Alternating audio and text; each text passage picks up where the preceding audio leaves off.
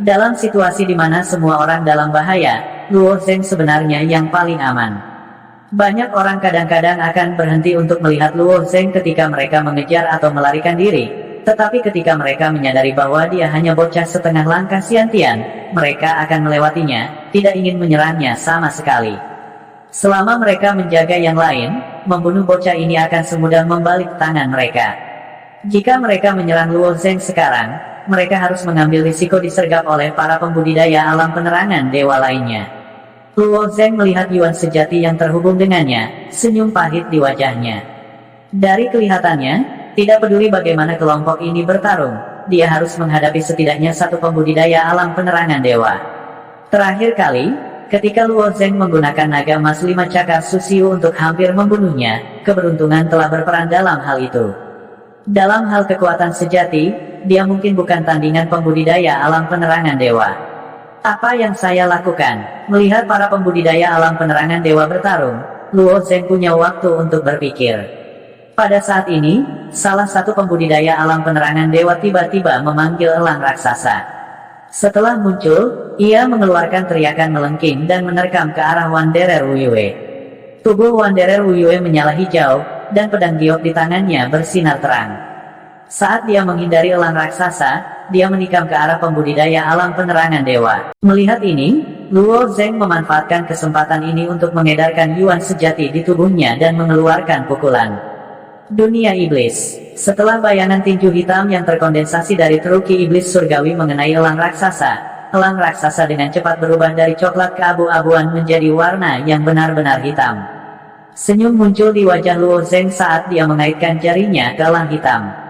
Di bawah kendali Luo Zeng, elang hitam mendarat di bahunya. Ah, anak itu. Pakar dewa penerangan yang memanggil elang menunjuk Luo Zeng dan berteriak. Hehe, kamu harus jaga dirimu dulu. Pengembara Wuyue mengabaikan kata-kata pria itu dan terus mengejar ahli dewa penerangan dengan pedang giok indah miliknya. Orang yang bertahan sampai akhir akan dapat memperoleh segala sesuatu di dalam tempat tinggal abadi ini. Belum lagi hanya satu orang yang bisa selamat dari life denying battle, hanya dari sifat egois dari sifat manusia, mereka tidak mau berbagi berbagai manfaat di dalamnya dengan orang kedua. Luo Zeng berjalan di sepanjang tepi pavilion dengan elang, berhati-hati untuk tidak terlibat dalam pertempuran. Jika inkarnasi True Yuan seseorang terlalu dekat dengannya, dia akan mengendalikan elang di bahunya untuk melahap Yuan sejati lawan. Tidak lama kemudian, elang di bahu Luo Zeng tumbuh lebih besar dan lebih besar.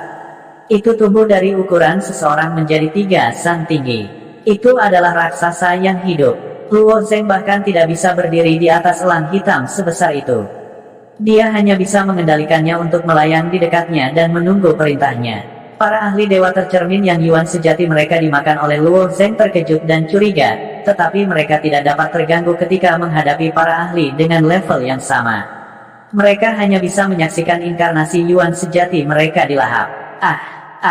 Serangkaian jeritan bisa terdengar saat ahli dewa tercermin lainnya jatuh. Pakar dewa tercermin itu langsung ditusuk oleh tombak berwarna-warni. Orang yang memegang tombak secara alami juga seorang ahli dewa tercermin.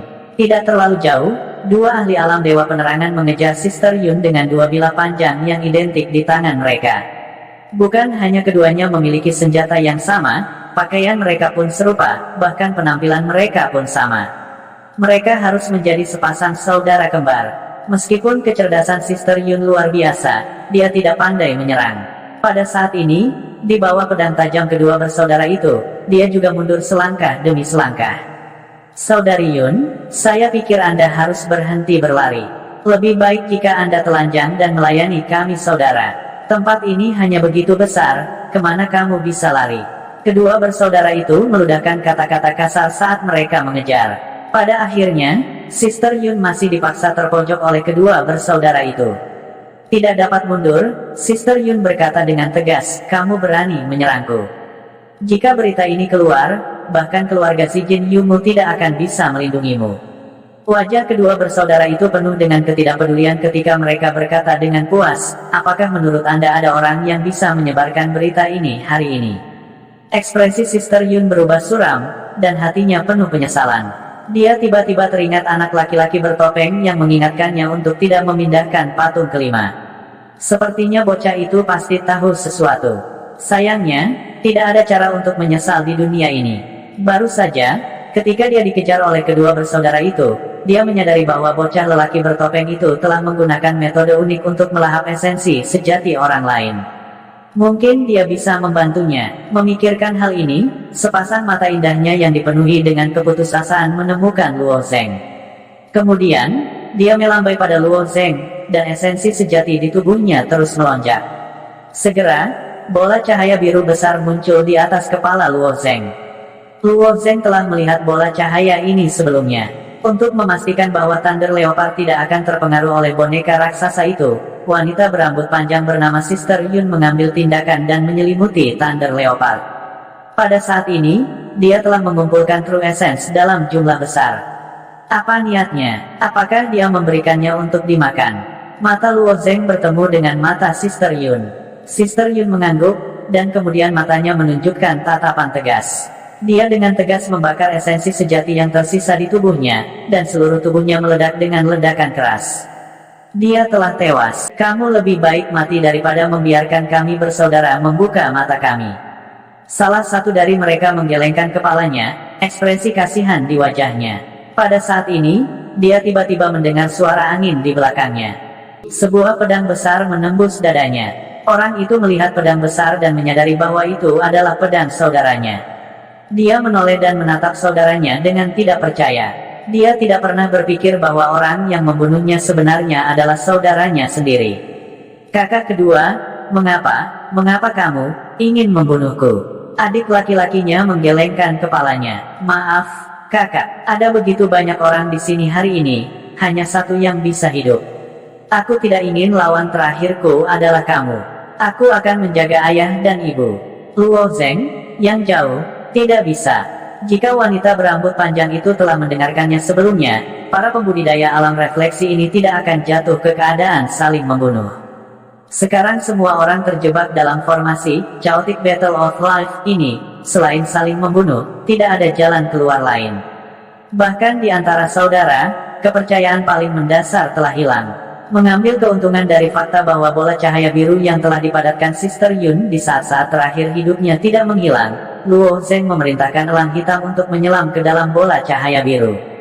Ketika elang hitam benar-benar mengubah bola cahaya biru menjadi kibawaan iblis, ukuran seluruh elang hitam meluas beberapa kali. Luo Zeng masih tidak terburu-buru untuk bertindak. Dia berdiri di tempat, menunggu kesempatan. Ketika mekanisme pertempuran kehidupan Chaotic dipicu, semua orang terhubung oleh benang tipis True Yuan. Pada awalnya, semua orang memiliki utas Yuan sejati pada mereka, membuatnya terlihat berantakan. Tetapi saat pertempuran berlangsung, semakin banyak ahli dewa penerangan jatuh, dan dengan setiap kematian, salah satu untaian Yuan sejati yang menghubungkan mereka dengan kelompok itu terputus. Pada akhirnya, hanya ada 3 utas Yuan sejati yang terhubung satu sama lain. Salah satunya adalah Luo Zeng, dan salah satu dari 2 pembudidaya alam refleksi adalah Wu Yue Sanren, sementara yang lain adalah seorang lelaki tua dengan tongkat berkepala naga. Pada saat ini, Wu Yue Sanren dan lelaki tua itu terkunci dalam pertempuran sengit. Untuk bisa bertahan hingga akhir, tidak diragukan lagi bahwa keduanya tidak bisa diremehkan, baik dari segi kecerdasan maupun kekuatan. Keduanya mengerti bahwa hanya satu dari mereka yang bisa bertahan, dan orang yang selamat akan menjadi pemilik perbendaharaan Istana Abadi. Adapun anak bertopeng yang telah menonton dari samping, dia hanya setengah langkah ke Xiantian, jadi tidak perlu takut padanya. Hanya 1 langkah lagi dan dia akan berhasil. Pertempuran antara 2 ahli panggung Dewa Penerangan sangat intens. True Yuan yang menyala-nyala terbakar dengan gila-gilaan, dan tekanan memenuhi setiap sudut pavilion. Bahkan Luo Zeng, yang menonton dari jauh, terpengaruh, dan tidak punya pilihan selain berdiri di belakang elang hitam. Setelah beberapa ledakan keras, Luo Zeng berjalan keluar dari belakang elang hitam, dan menyaksikan Yuan sejati yang menyala-nyala menghilang. Pada akhirnya, orang yang berdiri adalah Wu Yue Sanren dengan pedang giok indah. Pada saat ini, Wu Yue Sanren dalam keadaan menyesal.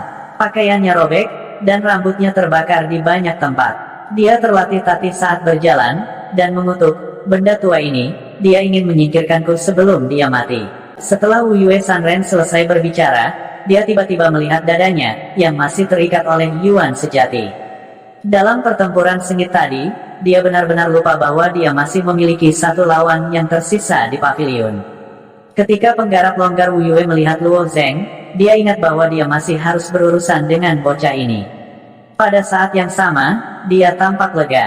Luo Zeng hanyalah setengah langkah menuju bak bawaan. Bahkan jika dia terluka parah, masih mudah baginya untuk menghancurkan serangga.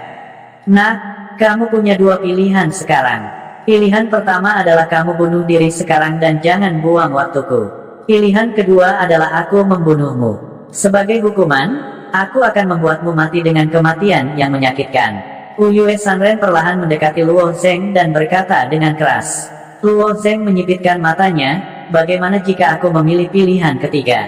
Wu Yue Sanren menggelengkan kepalanya dan berkata, saya tidak punya pilihan ketiga. Luo Zeng tiba-tiba tertawa gila, kenapa kamu yang memutuskan jalanku? Kamu pikir kamu siapa? Pilihan ketiga adalah aku membunuhmu. Setelah itu, Luo Zeng mengulurkan tangannya. Energi dari kristal Feng Xiang di tangan kanannya langsung dipindahkan ke elang hitam di sampingnya. Ketika elang hitam menyerap energi dari kristal Feng Xiang, kecepatannya langsung meningkat 10 kali lipat. Di bawah kendali Luo Zeng, elang hitam yang telah menyerap banyak truyuan menerkam ke arah Wu Yue Sanren seperti seekor roh.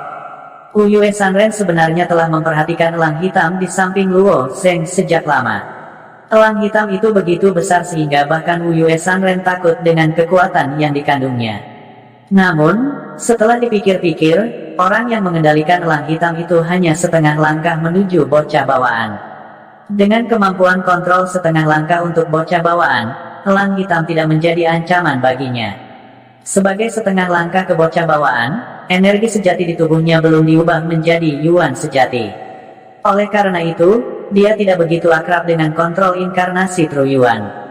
Oleh karena itu, meskipun elang hitam itu kuat, itu jauh dari kecepatan hantu Wu Yue Sanren. Namun, ketika elang hitam terbentuk dari energi sejati iblis surgawi dikombinasikan dengan energi kristal Feng Xiang, ada perubahan kualitatif. Kecepatan elang hitam tiba-tiba meningkat 10 kali lipat. Bahkan Wu Yue Sanren yang terkenal dengan kecepatannya pun terkejut. Elang hitam berubah menjadi embusan angin kencang dan menerkam Wu Yue Sanren. Meskipun Wu Yue Sanren terluka dari pertarungan yang mempertaruhkan nyawa dengan lelaki tua itu, bagaimanapun juga dia adalah ahli realem refleksi dewa. Kecepatan dan refleksnya jauh melebihi orang biasa. Meski terlatih tati, dia masih bisa menghindari serangan elang hitam itu. Elang hitam milikmu ini memang aneh. Untuk dapat mengumpulkan energi sedemikian rupa, bahkan aku malu pada diriku sendiri. Meskipun kecepatannya cepat, itu masih kurang. Kamu ingin mengandalkan elang hitam ini untuk menghadapinya. Saat dia mengucapkan dua kata terakhir, mata Wu Yue Sanren berkilat. Seluruh tubuhnya melayang ke udara dengan kecepatan yang sangat tinggi dan menusuk Luo Zeng dengan pedang giok linglong. Di bawah kekuatan penuh para ahli dewa refleksi ini, kecepatan mereka mencapai ranah yang menakutkan. Five Mountain Freer masih jauh dari Luo Zeng, tetapi dalam sekejap mata, pedang giok indah sudah berada di depan Luo Zeng, kurang dari 1 meter darinya. Luo Zeng segera mengaktifkan Feng Xiang Crystal di lengannya. Kecepatannya meningkat 10 kali lipat, dan dengan ledakan kekuatan dari kakinya, dia berlari ke samping beberapa puluh kaki jauhnya, nyaris menghindari serangan Wu Yue Sanren. Luo Zeng adalah Xiantian setengah langkah, jadi dia tidak bisa membakar Yuan sejatinya atau terbang. Namun, Wu Yue Sanren bisa. Wu Yue Sanren segera berbalik dan mengejar Luo Zeng setelah kehilangan serangannya. Luo Zeng dapat menggunakan energi yang disediakan oleh kristal Feng Xiang untuk meningkatkan kecepatannya dan nyaris menghindari pengejaran Five Mountain Lust Cultivator. Tapi Luo Zeng tahu betul bahwa dikejar oleh Five Mountain Lust Cultivator jelas bukan solusi. Jika ini terus berlanjut, dia akan dibunuh oleh Five Mountain Lust Cultivator suatu hari nanti. Aku harus menemukan cara untuk melawan. Luo Zeng berpikir sambil menghindar. Sebelumnya, dia ingin menggunakan karakteristik melahap dari Sky Demon Truki untuk mengumpulkan gerakan pembunuh besar untuk menghadapi musuh. Tapi sekarang sepertinya dia telah meremehkan para ahli negara dewa. Mereka jauh lebih kuat daripada makhluk hidup Xiantian. Jika elang hitam besar itu bisa mengenai Five Mountain Lust Cultivator, dia mungkin memiliki peluang untuk menang. Tapi teknik gerakan Five Mountain Lust Cultivator terlalu cepat, dan elang hitam tidak bisa melakukan apapun padanya. Apa yang harus dia lakukan? Seperti yang dipikirkan Luo Zheng, bola True Essence tiba-tiba terbakar di belakang Five Mountain Lust Cultivator. Sosoknya tiba-tiba meningkat 3 kali lipat dan bergegas menuju Luo Zheng. Pada saat yang sama, dia mengayunkan pedang gioknya dan menebas bahu Luo Zheng, meninggalkan luka yang dalam. Setelah Five Mountain Lust Cultivator menebas Luo Zheng, wajahnya menunjukkan ekspresi terkejut. Meskipun pedang giok Five Mountain Lust Cultivator tidak tajam, itu masih dianggap sebagai artefak roh kelas menengah. Baru saja, ketika dia mengayunkan pedangnya, dia ingin menebas bahu anak itu dan memotong separuh tubuhnya. Tapi ketika dia menebas tulang belikat kecil anak itu, pedang gioknya sepertinya menemui penghalang besar. "Nak, apakah tulangmu begitu keras?" "Itu tidak mungkin. Kamu harus memiliki harta pelindung." Penggarap longgar 5 gunung melayang di udara dan berkata kepada Luo Zheng dengan jelas, "Tapi itu tidak masalah. Aku hanya perlu menggunakan pedangku untuk memotongmu." Dada Luo Zheng memiliki tanda roh tambahan. Tubuhnya sudah memasuki artefak roh kelas menengah, dan kekuatannya memang sangat meningkat. Namun, tidak peduli seberapa keras tubuhnya, dia tidak bisa memblokir pedang giok Five Mountain Lust Cultivator. Jika dia tidak bisa mengenai Five Mountain Lust Cultivator, dia mungkin benar-benar mati di sini hari ini. "Aku tidak bisa lari lagi." Luo Zheng diam-diam memperingatkan dirinya sendiri. Saat menghadapi seseorang yang lebih kejam darinya, dia harus lebih kejam darinya. Jika dia terus berlari, dia tidak akan memiliki kesempatan untuk menang. Menyerahlah. Jika Anda telah memasuki alam mistis bawaan dan dapat menggunakan energi klasik, saya mungkin benar-benar kalah dari Anda sekarang karena saya terluka parah. Meskipun kinerja Anda jauh melebihi tingkat yang sama dan bahkan lebih kuat dari alam bawaan itu, pembudidaya, Anda tidak memiliki peluang untuk menang di depan saya. Setelah Five Mountain Lust Cultivator selesai berbicara, energi klasik hijau tiba-tiba mulai menyala di belakangnya. Seluruh tubuhnya langsung berubah menjadi garis hijau, menebas ke arah Luo Zheng lagi. "Aku tidak akan pernah mundur." Luo Zheng berdiri tegak, teguh seperti gunung. Matanya dipenuhi dengan tekad. Karena dia telah memilih untuk bertarung dengan nyawanya, dia akan menggunakan semua kartu asnya. Lebih dari 100 sisik naga menyala seketika. Pada saat yang sama, belati terbang di tangan Luo Zheng menusuk ke arah Five Mountain Lust Cultivator. Setelah melemparkan belati terbang, Luo Zheng mengendalikan elang hitam untuk bergegas ke arahnya lagi. Five Mountain Lust Cultivator menghindari belati terbang Luo Zheng pada sudut yang aneh. Dia masih memegang pedang giok Linglong. Kali ini, dia membidik leher Luo Zheng. Selama pedang gioknya mengenai leher Luo Zheng, dia akan bisa memenggal kepalanya. Dia tidak percaya bahwa tulang anak ini begitu keras sehingga bahkan seorang ahli realem refleksi jiwa seperti dia tidak bisa memotongnya. Menghadapi pedang giok Linglong Long Cultivator 5 gunung, Luo Zheng tidak menghindar. Sebagai gantinya, dia tiba-tiba mengangkat tangannya dan memeluk pedang giok Five Mountain Lust Cultivator. Darah segar menyembur keluar dari lengan Luo Zheng. Pedang giok Linglong memotong daging Luo Zheng dan benar-benar tertancap di tulangnya. Pada saat ini, Luo Zheng telah mengaktifkan kekuatan lebih dari 100 sisik naga. Pada saat ini, dia seperti raksasa dengan kekuatan tak terbatas saat dia dengan paksa memeluk pedang giok Five Mountain Lust Cultivator di lengannya. Five Mountain Lust Cultivator menggunakan seluruh kekuatannya untuk menarik keluar pedang giok Linglong. Dia tidak menyangka tubuh anak ini begitu tangguh, dan kekuatannya di luar imajinasi. Ini bukanlah kekuatan yang seharusnya dimiliki oleh semut Xiantian setengah langkah. Five Mountain Lust Cultivator diam-diam mengumpulkan kekuatannya dan menarik kembali pedang giok Linglong. Bahkan dengan kekuatan seorang ahli realem refleksi dewa, dia masih bisa menariknya keluar beberapa inci. Bilahnya memotong lengan dan tulang rusuk Luo Zheng, menyebabkan lebih banyak darah menyembur keluar. Namun, Luo Zheng masih tidak melepaskannya.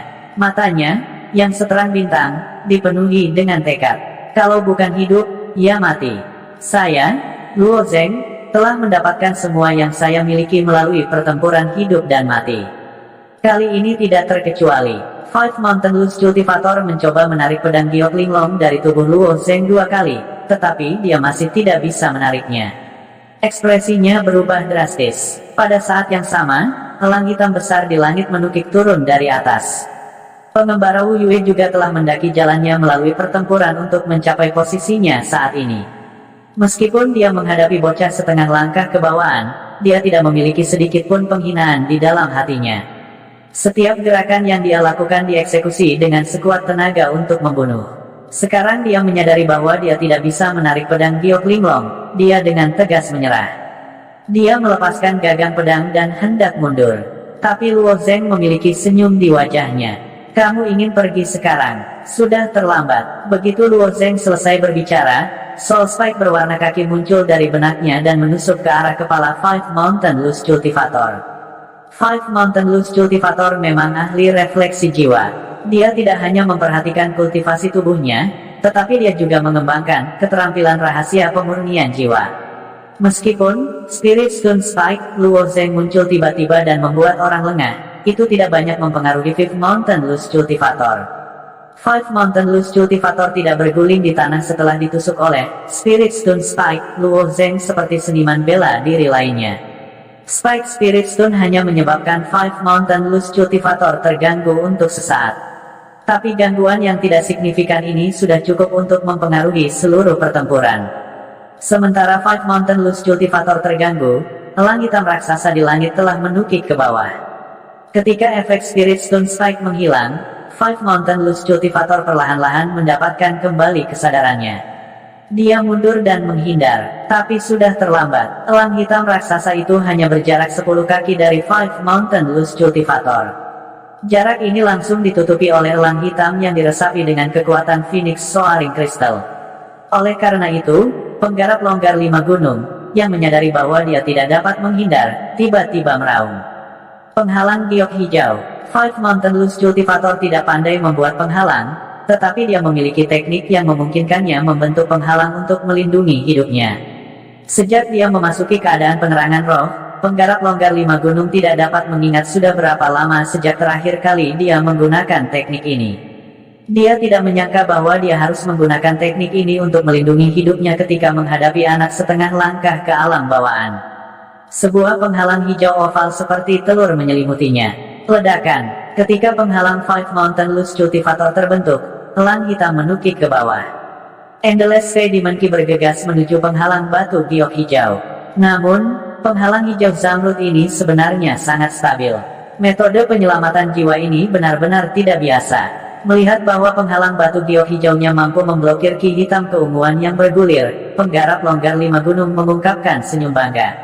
Meskipun dia hampir gagal karena kecerobohannya, itu masih merupakan pengalaman yang menakutkan. Selama dia bisa menahan serangan bocah ini, dia akan bisa mengambil nyawa bocah itu di babak berikutnya. Melalui penghalang batu giok tembus pandang, mata penggarap longgar Wu Yue dipenuhi dengan niat membunuh. Dalam beberapa saat, dia pasti akan menyiksa bocah ini dan tidak membiarkannya mati dengan mudah. Kekuatan penghalang batu giok hijau ini hampir sama dengan penghalang tembus pandang Yun Luo. Jika itu masalahnya, Luo Zeng mengeluarkan pedang giok indah yang tersangkut di antara tulang rusuknya dan melemparkannya ke belakang, menusukkannya ke pilar besar dari pavilion. Pada saat yang sama, dia menahan rasa sakit di tubuhnya dan mengaktifkan energi kristal giok darah di tangan kirinya. Kemudian, dia meninju penghalang batu giok hijau. Hehe, itu tidak berguna. Bahkan elit negara refleksi surgawi akan kesulitan memecahkan penghalang batu giok hijau ini, apalagi bocah siantiang setengah langkah sepertimu. Five Mountain Luz Cultivator mencibir di dalam penghalang batu giok hijau. Tapi segera, seringainya membeku di wajahnya. Pukulan Luo Zeng meninggalkan celah merah yang tampak seperti jaring laba-laba di batas hijau zamrudnya. Kemudian, Luo Zeng melambaikan tinjunya yang lain dan menghancurkannya di celah merah. Retakan di penghalang batu giok perlahan melebar. Pada saat yang sama, energi merah berenang di celah. Penggarap longgar 5 gunung ingin menggunakan energi eterealnya untuk memperbaiki retakan, tetapi dia menemukan bahwa dia tidak bisa karena adanya energi merah. Tidak, bagaimana ini bisa terjadi? Five Mountain Luz Cultivator berteriak ketika dia menyadari beratnya masalah. Melihat energi hitam keunguan yang melonjak di atas kepalanya, dia tahu nasib seperti apa yang akan dia hadapi jika penghalang batu giok hijau rusak. Aku tidak ingin mati, aku mohon. Lepaskan aku. Aku, penggarap longgar 5 gunung, akan menepati janjiku. Aku tidak akan pernah menyerangmu lagi. Pinta penggarap longgar 5 gunung. Berdiri di luar penghalang batu giok hijau, Luo Zeng berkata dengan dingin, bukan itu yang kamu katakan barusan. Itu karena aku gagal mengenalimu. Maafkan aku, penggarap longgar 5 gunung terus memohon. Aku benar-benar tidak ingin mati, dan aku tidak bisa mati. Namun, Luo Zeng berkata, sayangnya, kamu lupa tentang ini. Luo Zeng menunjuk pada esensi klasik yang mengikatnya dan penggarap longgar 5 gunung. Dalam pertempuran penyangkalan kehidupan, hanya satu orang yang bisa bertahan. Saat pola pada penghalang batu giok hijau meningkat, seluruh penghalang hijau diselimuti oleh penghalang merah darah. Penghalang menjadi semakin tidak stabil. Dentang. Akhirnya, penghalang itu tidak mampu menahan tekanan yang sangat besar dan hancur dengan ledakan keras. Saat penghalang hancur, Five Mountain Luz Cultivator masih ingin menyerang dengan elang hitam yang dibentuk oleh ki klasik setan langit di atas kepalanya. Namun, di tengah serangannya, ada suara teredam. Mata 5 gunung penggarap longgar terbuka lebar dalam kemarahan, dan wajahnya dipenuhi dengan ketidakpercayaan. Ada lubang berdarah di kepala Five Mountain Luz Cultivator, dan darah mengalir keluar. Untuk mencegah penggarap longgar 5 gunung dari pengisian, Luo Zeng telah menyembunyikan pisau terbang yang rusak terlebih dahulu. Ketika Five Mountain Luz Cultivator menyerang, itu setara dengan kepalanya yang bertabrakan dengan pisau terbang yang patah. Dengan tabrakan seperti itu setara dengan Five Mountain Luz Cultivator yang membunuh dirinya sendiri. Setelah Five Mountain Luz Cultivator meninggal, Life Denying Battle dibatalkan. Esensi klasik yang terhubung ke Luo Zeng juga secara bertahap menghilang. Baru saat itulah Luo Zeng duduk di tanah. Masih terlalu banyak bagi Luo Zeng untuk mengandalkan kemampuannya sendiri untuk membunuh seorang ahli dewa tercermin. Jika bukan karena Wanderer Wu Yue terluka parah, Luo Zeng bahkan tidak akan punya kesempatan. Bahkan dalam situasi ini, Luo Zeng hanya berhasil memenangkan kemenangan yang luar biasa. Pada saat ini, suara gemuruh datang dari formasi 8 trigram. Ternyata patung-patung itu perlahan meninggalkan kata-kata dan kembali ke keadaan semula.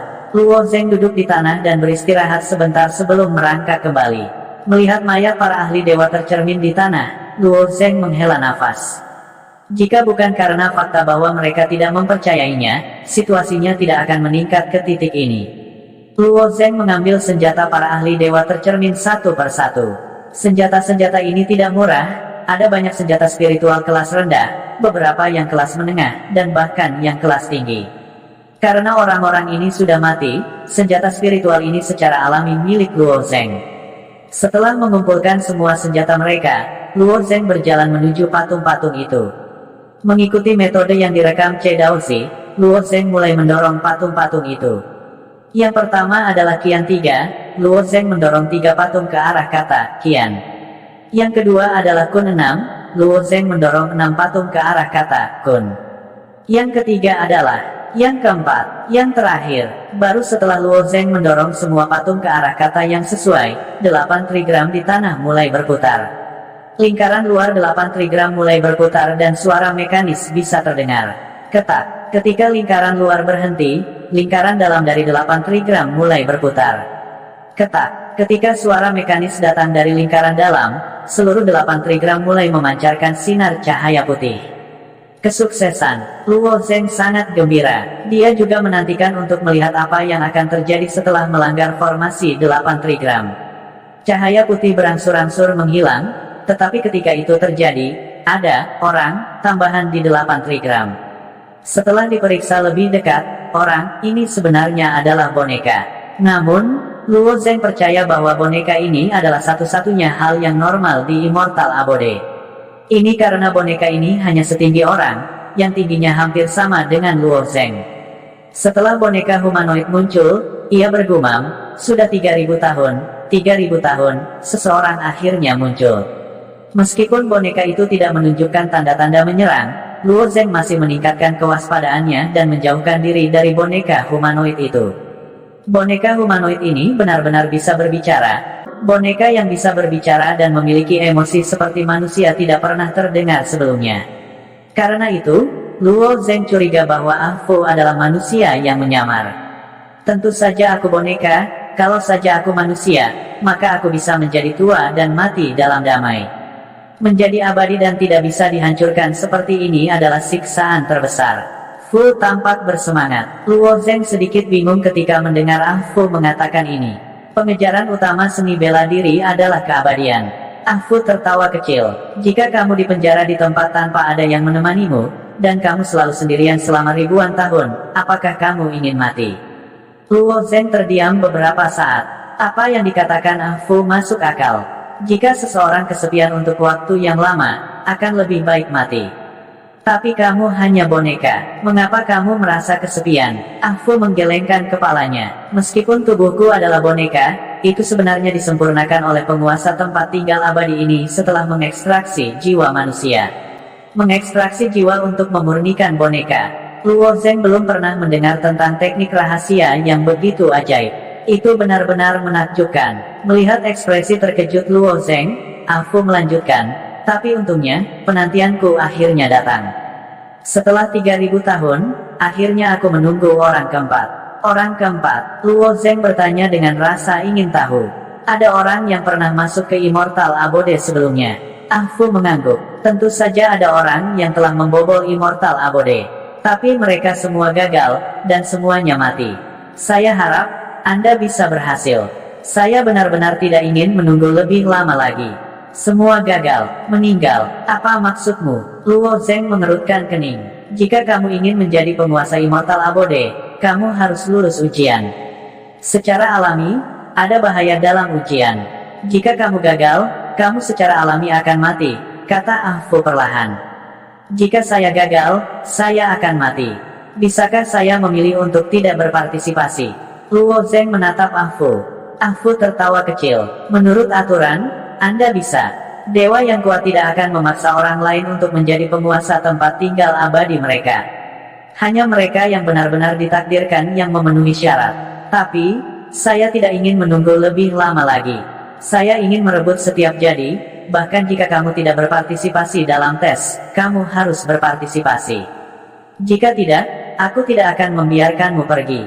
Luo Zeng tiba-tiba merasa sedikit tertekan. Dari apa yang Fu katakan, sepertinya dia akan memaksanya untuk membeli atau menjual. Dia pasti harus berpartisipasi dalam tes. Fu melihat melalui pikiran Luo Zeng dan dengan cepat berkata, jangan khawatir. Untuk membiarkanmu lulus ujian, aku akan melakukan yang terbaik untuk membantumu. Aku telah menunggu selama ribuan tahun, dan akhirnya, aku menemukanmu. Meskipun tes ini sangat berbahaya, saya akan mencoba yang terbaik untuk membantu Anda. Luo Zeng menghela nafas dan berkata, baiklah kalau begitu. Bagaimana saya lulus ujian? Di mana ujiannya? Fu melambaikan tangannya dan berkata, ikut denganku. Kemudian, Fu berbalik dan berjalan menuju belakang. Pada saat ini, batas merah muda di sekitar paviliun perlahan menghilang. Luo Zeng melihat ke arah Fu yang berjalan maju perlahan. Dia berpikir untuk dirinya sendiri bahwa dia mungkin juga mengambil kesempatan ini untuk melarikan diri. Selama dia menggunakan kecepatannya untuk kembali ke jalur batu giok, dia akan bisa mundur. Bentuk kehidupan Xiantian di luar tidak akan menjadi ancaman baginya. Namun, setelah memikirkannya, Luo Zeng menyerah. Tidak mudah baginya untuk datang ke sini dan bahkan selamat dari pertempuran putus asa. Dia tidak bisa kembali dengan tangan kosong. Itu akan benar-benar membuat depresi. Setelah meninggalkan paviliun, Fu dan Luo Zeng melangkah ke jalur batu giok lain. Ujung jalur batu giok ini mengarah ke area lain di Immortal Abode. Ketika Fu dan Luo Zeng melangkah ke jalur batu giok ini, ikan koi berkumpul di sekitar mereka lagi. Suara mendesing. Seekor ikan koi melompat dan menerkam ke arah Fu dan Luo Zeng. Hati-hati, Luo Zeng memperingatkan. Fu mengangkat kepalanya dan melihat ikan koi yang melompat ke arahnya. Dia mengulurkan tangannya, dan jari-jarinya yang seperti kayu mati langsung memanjang hingga jarak 7 atau 8 sang. Kelima jari itu tenggelam ke dalam ikan koi dan menembusnya. Ikan koi menggoyangkan ekornya di udara, tapi tidak bisa melepaskan diri dari tangan Fu. Fu dengan lembut meremas tangannya, dan jari-jari itu segera memotong koi raksasa itu menjadi beberapa bagian. Kemudian, Fu dengan santai melemparkan potongan-potongan koi itu ke dalam air. Ikan koi ini sudah terlalu lama dibesarkan, dan menjadi sangat tidak patuh. Saya ingat beberapa ribu tahun yang lalu, ketika guru masih ada, ikan koi ini tidak berani bertindak kurang ajar, kata Ah Fu sambil menarik kembali jari-jarinya. Melihat ini, Luo Zeng diam-diam terkejut. Untungnya, dia tidak memilih untuk lari sekarang. Meskipun Ah Fu ini adalah boneka, dengan kekuatan seperti ini, apalagi dia, bahkan para pembudidaya alam iluminasi itu mungkin akan terbunuh dalam sekejap jika mereka ada di sini. Irisan ikan koi jatuh ke dalam air, langsung menarik perhatian ikan koi lainnya. Dalam sekejap, kolam yang tenang mulai bergejolak, menciptakan gelombang seperti tsunami. Untungnya, ikan koi ini tidak bodoh. Melihat jenis mereka sendiri langsung dipotong-potong oleh Ah Fu, mereka semua bersembunyi di dalam air, tetapi tidak ada satupun ikan koi yang berani melompat untuk menyerang Ah Fu dan Luo Zeng. Karena langkah Fu yang lambat, dia membutuhkan waktu cukup lama untuk melintasi jalur batu giok. Akhirnya, dia melewati pintu dan tiba di halaman. Begitu mereka masuk, Luo Zeng melihat 3 boneka di tepi halaman. Namun, pengerjaan mereka tidak sebagus Ah Fu. Melihat tatapan Luo Zeng jatuh pada ketiga boneka itu, Ah Fu berkata, "Kamu bisa memilih dulu. Boneka-boneka ini disiapkan untukmu. Maksud kamu apa?" Luo Zeng bertanya. "Jika kamu gagal dalam ujian, aku akan menyelamatkanmu, mengekstrak jiwamu dan menyegelnya ke dalam boneka-boneka ini. Mereka akan hidup bersama untuk waktu yang lama." Ah Fu melihat ketiga boneka itu dan berkata, "Jiwa orang-orang yang gagal dalam masa lalu juga hidup dalam boneka-boneka ini. Sayangnya, pengerjaan saya masih tidak sebagus master rumah abadi. Kayu pemelihara jiwa dalam boneka ini hanya dapat menyehatkan jiwa selama 1000 tahun. Tidak dapat membuatnya benar-benar abadi. Ternyata untuk mencari pendamping untuk menemaninya, Ah Fu sebenarnya sudah membuat beberapa boneka. Mereka yang telah memasuki Immortal Mansion tetapi gagal lulus ujian telah disempurnakan menjadi boneka-boneka ini.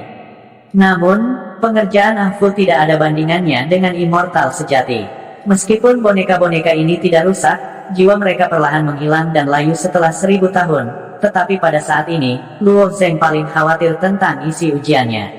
"Fu, menurut apa yang kamu katakan, karena ini adalah percobaan immortal, aku hanya conate setengah langkah.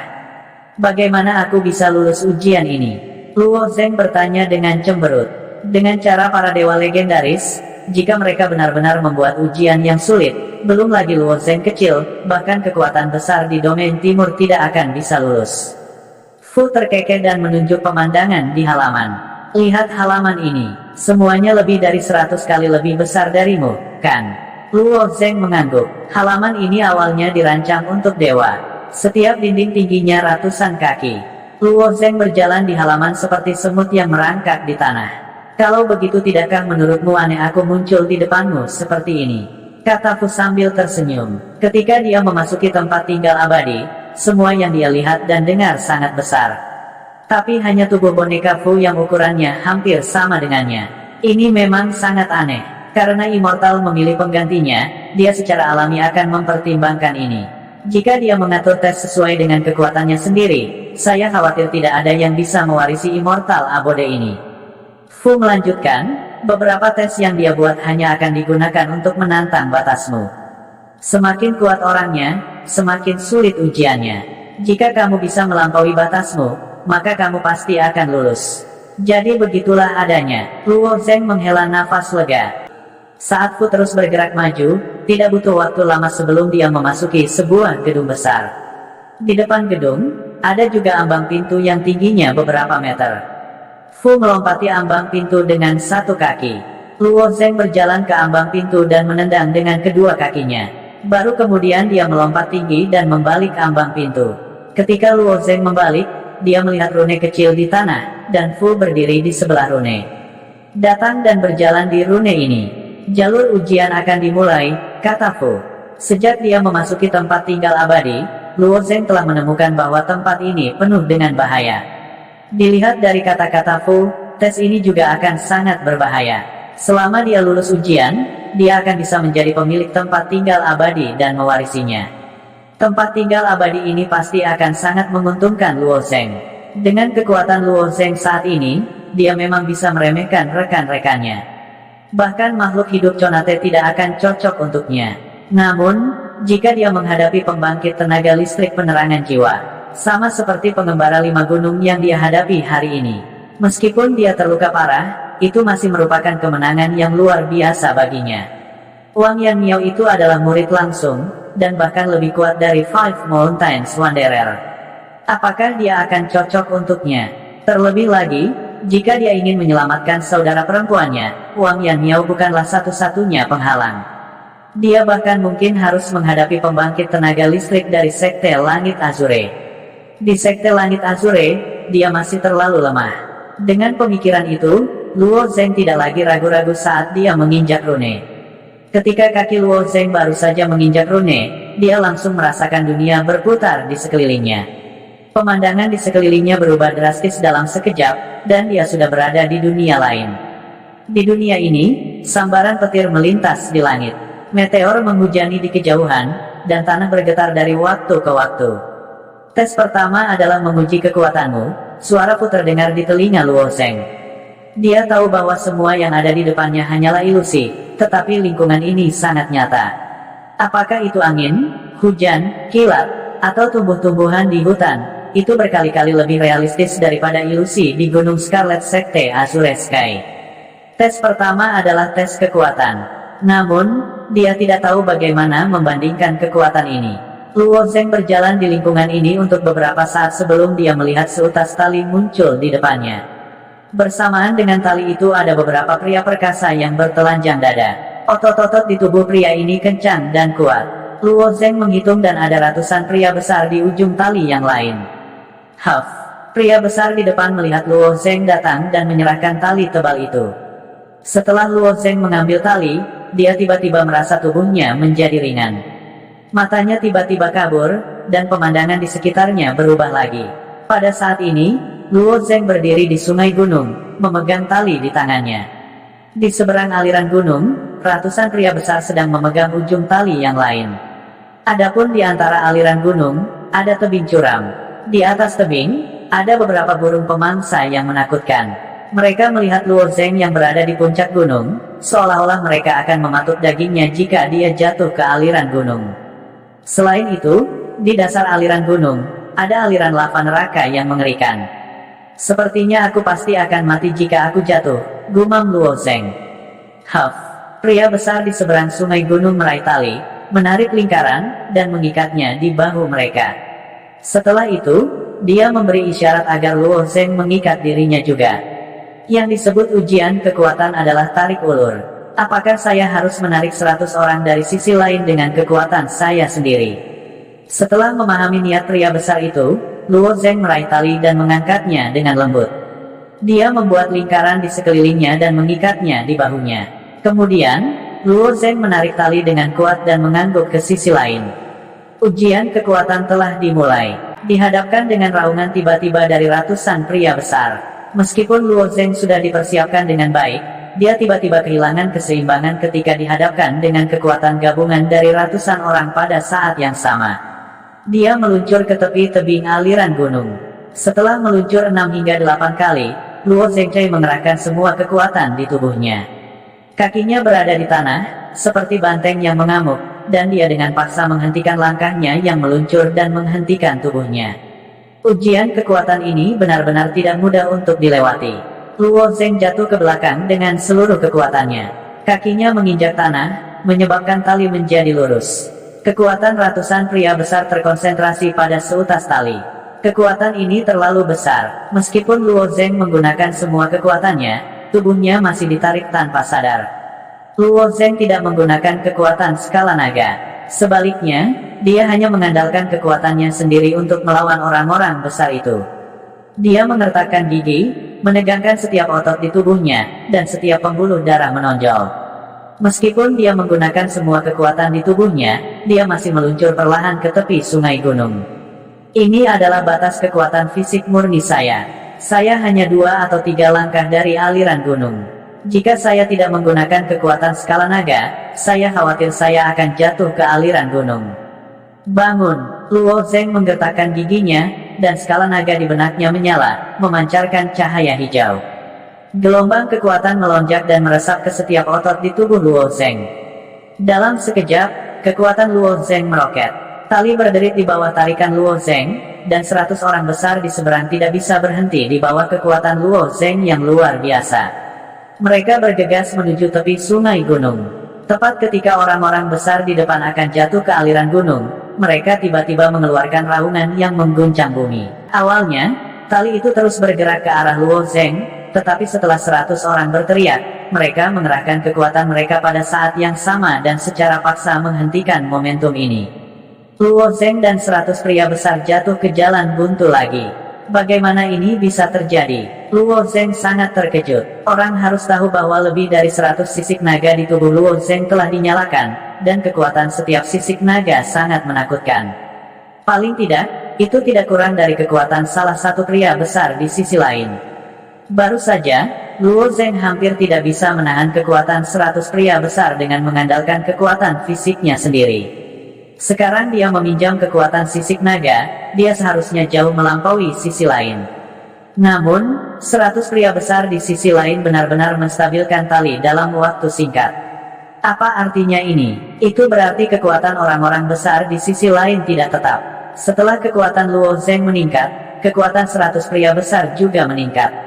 Tali tebal melilit bahu Luo Zeng, dan kekuatan yang melonjak di tubuhnya dengan panik menariknya ke belakang saat dia menghadapi orang-orang besar. Tidak ada pihak yang memberi 1 inci pun. Seringkali, Luo Zeng akan mundur beberapa langkah, dan kemudian dia akan ditarik ke depan beberapa langkah oleh tali. Tarik-menarik ini seperti pertempuran jungkat-jungkit, maju dan mundur. Pada saat ini, alis Luo Zeng juga berkerut. Ini tidak bisa berlanjut. Orang-orang besar ini bukanlah manusia nyata, tetapi mereka adalah ilusi yang diciptakan oleh master dari Immortal Mansion ini menggunakan teknik ilusi yang kuat.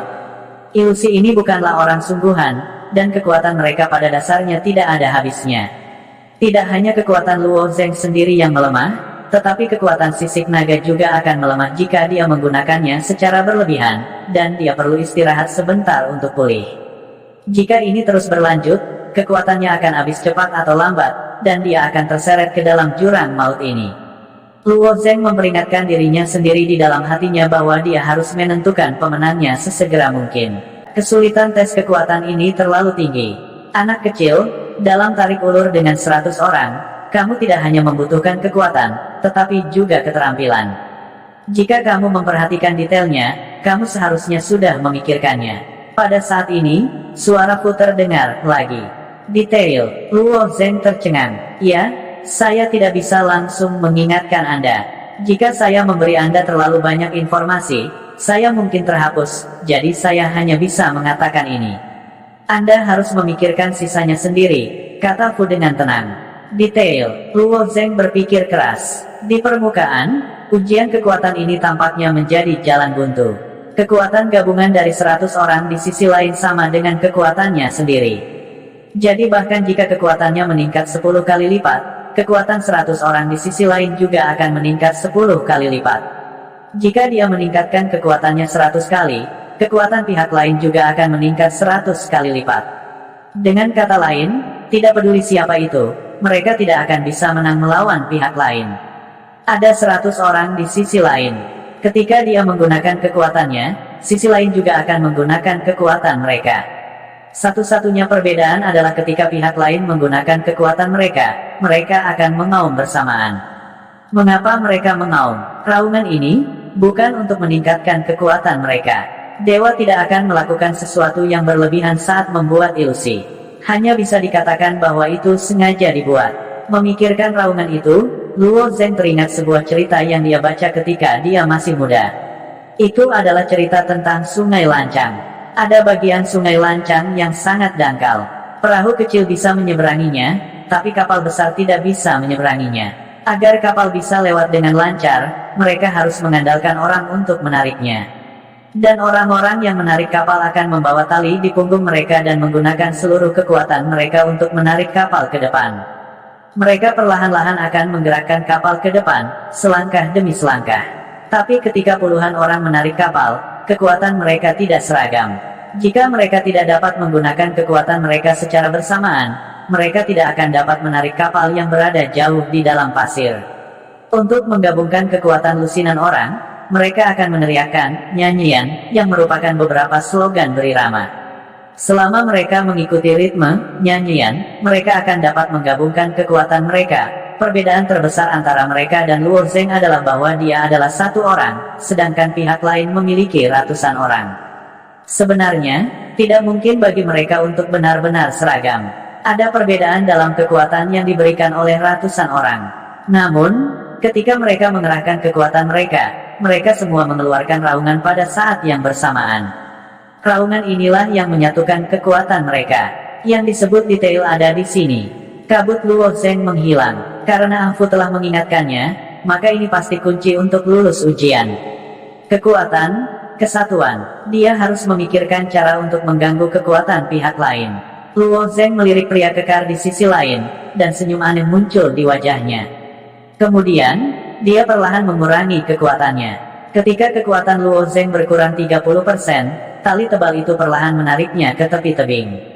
Saat tubuhnya ditarik 2 hingga 3 langkah, Luo Zeng tiba-tiba mengerahkan kekuatan. Semua kekuatan di tubuhnya langsung meledak. Tali itu segera ditarik kembali oleh Luo Zeng. Menghadapi pengerahan tenaga Luo Zeng yang tiba-tiba, para pria kekar di sisi lain meraung. Semua pria kekar mengerahkan kekuatan bersama, dan kekuatan pada tali menahan kekuatan Luo Zeng. Seperti yang diharapkan, Luo Zeng tersenyum sedikit. Setelah pria kekar mengerahkan kekuatan Luo Zeng kembali rileks. Saat dia santai, Luo Zeng mengerahkan lebih banyak kekuatan. Dia hanya satu orang. Apakah dia menggunakan kekuatan atau tidak tergantung pada Luo Zeng. Namun, kekuatan ratusan orang di sisi lain perlu dikoordinasikan melalui auman itu. Setelah Luo Zeng berulang kali mengerahkan kekuatan, mengendurkan kekuatan, mengerahkan kekuatan, dan mengendurkan kekuatan. Slogan ratusan orang akhirnya menjadi kacau. Semua orang meneriakkan slogan mereka sesuai dengan ritme mereka sendiri, dan kekuatan mereka tidak bisa disatukan sama sekali. Saat mereka benar-benar dalam kekacauan, Luo Zeng sekali lagi meledak dengan seluruh kekuatan di tubuhnya. Bahkan jika kekuatan ratusan orang di sisi lain sama dengan Luo Zeng, beberapa dari mereka mengerahkan kekuatan, dan beberapa tidak. Saat ini, oleh karena itu, di bawah ledakan kekuatan Luo Zeng, orang-orang kekar itu ditarik ke kiri dan ke kanan oleh Luo Zeng, meluncur ke tepi tebing.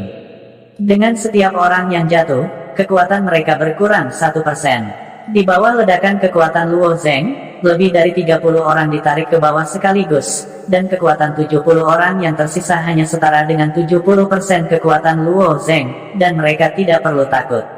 Semakin jauh dia pergi, semakin sedikit orang di sana, dan semakin mudah bagi Luo Zeng. Akhirnya, 100 orang jatuh ke tebing, dan Luo Zeng dapat dianggap telah memenangkan kompetisi tarik tambang ini. Ketika Luo Zeng menarik semua tali, dia merasakan lingkungan berubah, dan dia segera kembali ke aula besar. Senyum muncul di wajah Fu. Boneka abadi ini, selain dari fakta bahwa ia tidak memiliki energi kehidupan, persis sama dengan manusia nyata dalam setiap aspek. Tidak buruk, hanya sedikit pengingat, dan kamu mampu menyelesaikan situasi. Keyakinanku padamu telah meningkat sedikit, kata Fu. Hanya sedikit. Luo Zeng mengangkat alisnya. Fu mengangguk. Ujian kekuatan relatif lebih mudah. Untuk mendapatkan persetujuan dari Yang Abadi, kekuatan bukanlah fondasinya. Yang paling penting adalah menguji jiwa dan pikiran. Jiwa dan pikiran, kata Luo Zeng sambil menatap Fu. Luo Zeng tahu sedikit tentang jiwa, tetapi ini bukan salahnya, karena seluruh domain timur tidak tahu banyak tentang daerah ini. Dibandingkan dengan yang lain, Luo Zeng bahkan berada di garis depan. Dia tidak hanya mengolah metode kultivasi tentang jiwa, Stunning Spike, tetapi dia juga telah mencapai Realm of Selflessness. Sejak dia mengolah Stunning Spike ke tahap awal, Luo Zeng telah menggunakan langkah ini untuk berurusan dengan banyak ahli. Dari sini, dapat dilihat bahwa bahkan jiwa para ahli itu sangat lemah. Fu menunjuk ke samping, dan rune serupa muncul di tanah. Tes kedua adalah tes pikiran. Sekarang setelah Anda lulus tes kekuatan pertama, Anda harus mengikuti tes pikiran yang kedua. Biarkan saya mengingatkan Anda, tes pikiran sangat berbahaya.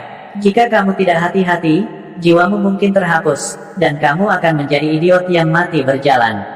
Luo Zeng mengangguk tanpa ragu sedikit pun. Karena dia telah lulus tes pertama, dia harus mencoba tes kedua.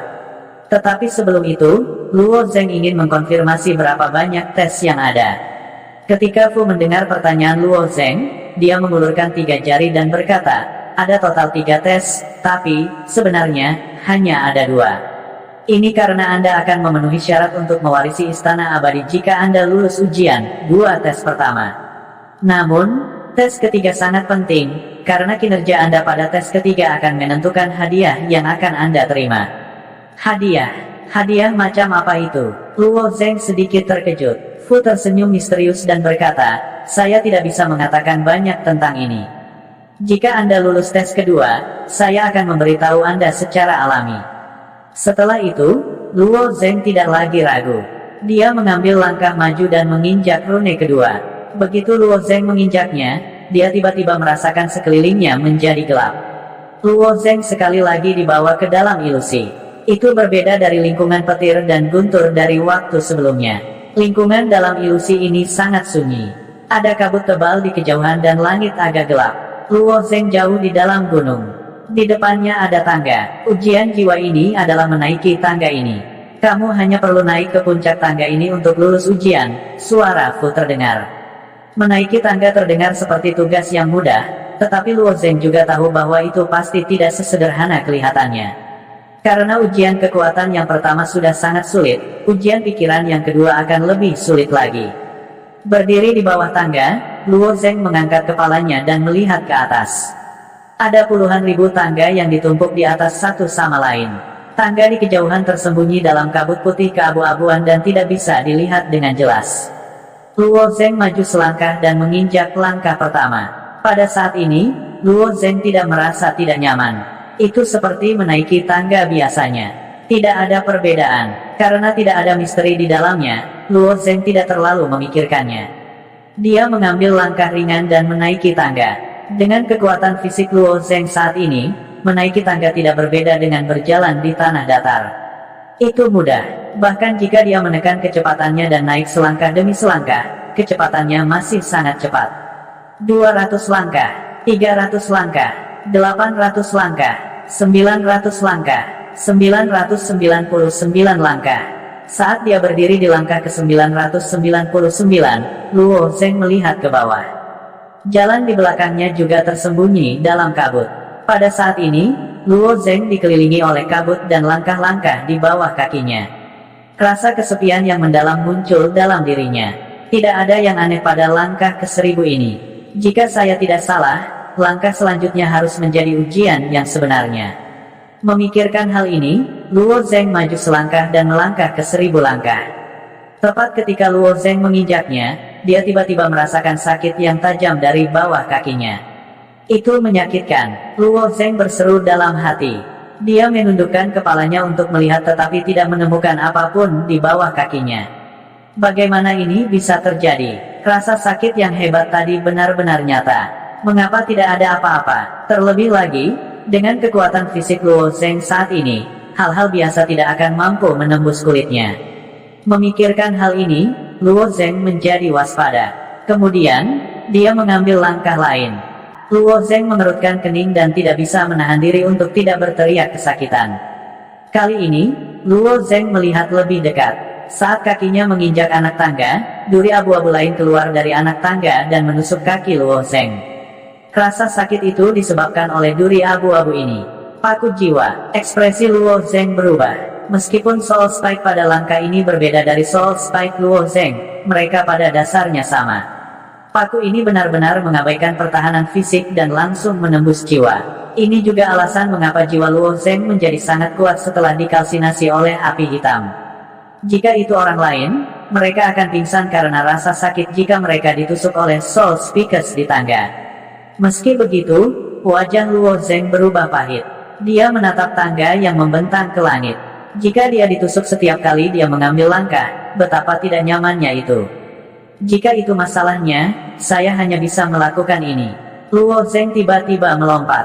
Dengan lompatan yang kuat, dia benar-benar melewati 23 langkah dalam satu langkah. Ini bisa dianggap sebagai trik. Meskipun dia pasti ditusuk oleh paku setelah kakinya mendarat di tangga, itu masih lebih baik daripada ditusuk setiap kali dia menginjak tangga. Oleh karena itu, Luo Zeng terus melompat ke depan. Setiap kali dia melewati puluhan langkah, jiwanya ditusuk oleh Soul Speakers. Setelah melompat lebih dari 10 kali, jiwa Luo Zeng telah ditusuk oleh Soul Speakers lebih dari 10 kali. Meskipun jiwa Luo Zeng jauh lebih kuat dari orang biasa, rasa sakit membuatnya memegangi kepalanya dan merasa pusing. Tidak punya pilihan, Luo Zeng hanya bisa duduk dan beristirahat sebentar. Menatap langkah yang tersisa, Luo Zeng menarik napas dalam-dalam. Hanya ketika semangatnya perlahan pulih, dia terus mendaki. Segera, Luo Zeng bergegas menaiki ratusan langkah dan tiba di langkah ke-2000. Saat Luo Zeng melangkah ke langkah ke-2000, lingkungan di sekitarnya tiba-tiba berubah. Pada saat ini, tidak ada lagi Soul Speakers di tangga, tetapi api merah tua. Nyala api ini bukanlah api yang sebenarnya. Setidaknya, Luo Zeng tidak merasakan panas yang nyata. Namun, ketika Luo Zeng melangkah ke dalamnya, dia langsung merasa bahwa jiwanya terpanggang oleh api itu. Jika api ini benar-benar api, itu akan baik-baik saja. Setelah pelatihan Lotus True Fire, Geocentric Fire, dan Skyphase Secret Fire, terbukti bahwa Luo Zeng memiliki ketahanan tertentu terhadap api. Dia bahkan bisa menyerapnya. Namun, api ini terlalu aneh. Mereka tidak akan menyebabkan kerusakan pada tubuh fisik, tetapi mereka akan membakar jiwa orang. Cerita bersambung. Terima kasih yang telah menonton. Jangan lupa like, comment, and subscribe.